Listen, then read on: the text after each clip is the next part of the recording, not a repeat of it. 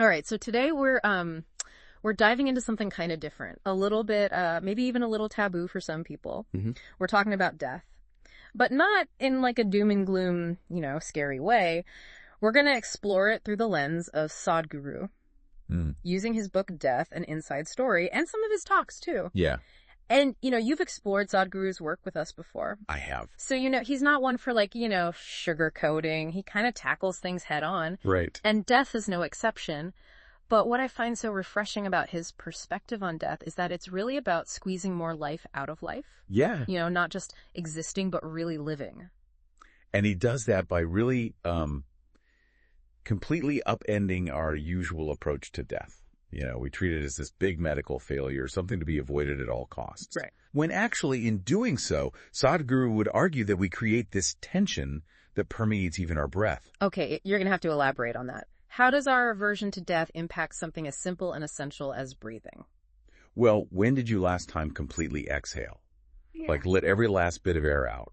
Mm-hmm. Most of us, we hold back at least a little bit. And Sadhguru links that to our fear of letting go on a deeper level. We're afraid of that final release, death. Wow. And so it manifests in this resistance even in our breath. It makes you wonder how much of our, day-to-day tension, that knot in our shoulders or whatever, stems from this underlying, fear? Yeah, definitely something to consider. And this avoidance of really grappling with death leads us to rely on external markers instead of really understanding the process of dying. And this reminds me of that story, that one about the doctors and the EEG.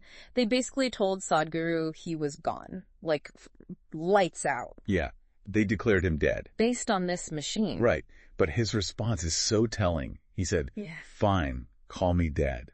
But don't call me brain dead? That's insulting. It's so good.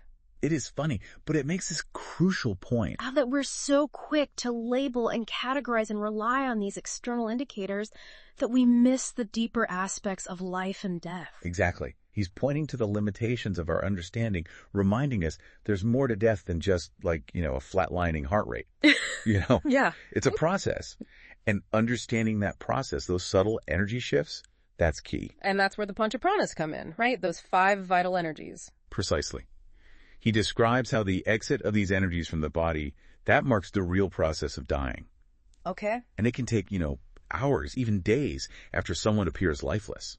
Oh, wow. Okay, so it's not just about the breath stopping. There's this whole energetic dimension to it, this gradual withdrawal of this life force. Exactly. And, this understanding, it can be transformative even while we're alive and kicking, because if death is a process, not this sudden event, it means that in a way we are dying and being reborn every single moment. Wow. So how we navigate those mini deaths, those moments of letting go throughout the day are actually like a reflection of how we relate to death itself. It's all interconnected. And that's what's so profound about this perspective.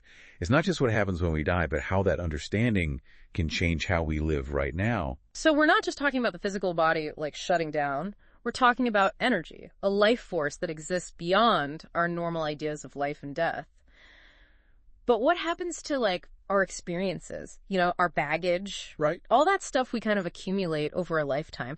Where does that go when we die? Well, that's where this idea karma comes in.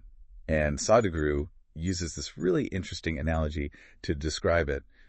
He talks about bubbles. Bubbles. Yeah. Okay, you're gonna have to explain this one. Okay, so imagine a bubble, right? And he says a big bubble that represents an evolved being, someone who's kind of stretched their karmic structure. Yeah. So thin that it can almost dissolve completely. So the bigger the bubble, the closer you are to some kind of liberation. Yeah, you could say that.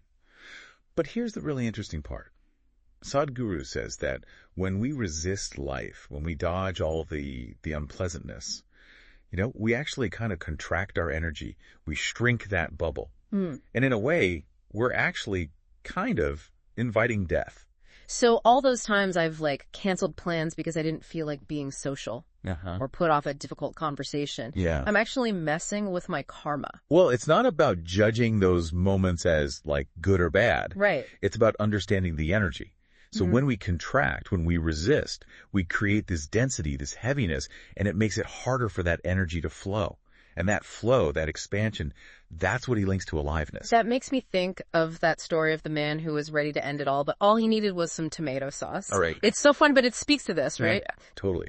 It's a great example of how we get fixated on like this one little aspect of our experience and we think it's like the entire thing. Right. This guy was ready to die because he didn't have tomato sauce, when in reality it's just a small thing. And I bet that resonates with so many people listening. Yeah. Like, how often do we allow these, like, seemingly small things to just feel so insurmountable? All the time. Hmm. And what's interesting is Sadhguru suggests that many suicide attempts, they're not actually about ending life itself. Mm-hmm.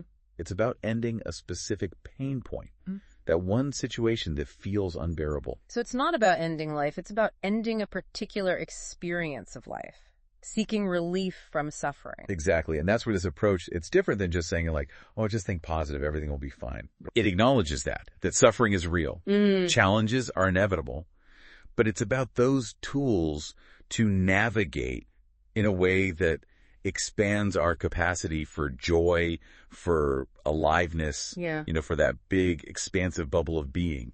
Okay, so we've covered a lot of ground. We've talked about how Sadhguru sees dying, the whole energy aspect, karma, but there's one big thing we haven't really gotten to yet. Yeah.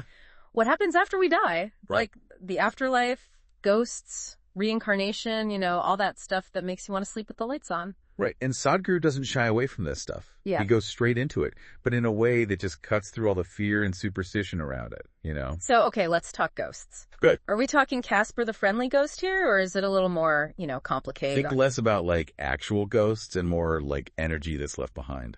Yeah. Sadhguru says ghosts are like imprints. Mm. These traces of someone's energy that are kind of stuck in certain places. So it's not so much that someone is like haunting a place, but more that their energy, their presence just made a mark on it. Exactly. Just like how we leave traces, like a smell or like the warmth of where you've been sitting. Yeah. Sadhguru says our energy can do that too, and some people are just more tuned into those subtle vibes. That's so interesting. It makes you think about those times when you walk into a room and just feel something, even if you can't really explain it. Absolutely. And then there's reincarnation, the idea that this life isn't like a one-time deal. Right. So what does Sadhguru say about that? He says it's like a huge library of memories. But it's not that simple. It's not like souls jumping into new bodies and remembering everything from their past lives. Right. It's way more complex than that. Right, because can you imagine waking up with memories from all those past lives flooding your brain? What an identity crisis that would be. Oh, for sure. Sadhguru actually uses humor to get this point across. He says reincarnation is more about the energetic traces, tendencies, those things we carry from one life to another. It's not like we're literally replaying old events. It's more like those experiences are shaping our current ones. So, like, those times I feel strangely drawn to a place, or when I feel like I've known someone forever, even though we just met. Right. Could that be like a past life connection? It's possible, Sadhguru would say. He wants us to consider that who we are now is influenced by so much more than just the memories we can recall.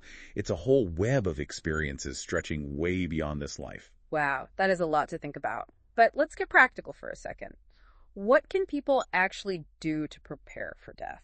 Not just like understand it in their heads, but really face those final moments with peace and awareness. Okay, so one thing Sadhguru talks about is chanting Vairagya. Okay. And these chants are supposed to create certain vibrations in our energy, which helps us transition out of our bodies more smoothly. So it's almost like creating this like roadmap in our energy for a peaceful death. Exactly. And he also talks about things that seem small but are actually really important, like tying the big toes together after someone dies. Oh, wow. Why is that? It's supposed to keep the energy from dissipating and to guide the soul on its journey after it leaves the physical body.